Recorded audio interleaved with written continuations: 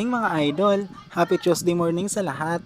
Ayan, maaga po tayong pumasok sa paaralan dahil may pasok tayong 8 to 11 a.m. Isang subject nga lang po pala ang schedule ko ngayong umaga pero 3 hours.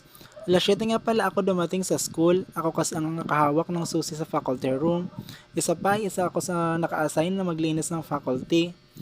Sinimulan ko nga pala ang klase sa pag-check ng attendance, tapos ay ang pagpapatuloy ng mga bata sa kanilang creative self-introduction. So, inatasan ko nga pala na magpakilala in a creative way yung mga bata gamit ang isang awitin. Ang purpose nga pala nito ay para masubok ang kanilang creativity at kamalayan sa pag-integrate ng ibang fields sa isang subject. At para na rin matest kung paano nila i-integrate ang technology sa classroom setting. At in fairness, ay ang gaganda ng kanilang mga output, nakaka-proud.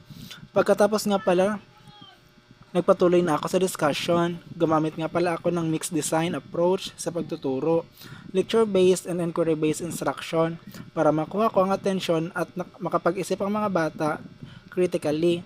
At effective naman siya mga idol dahil madali nila makatch up ang lesson.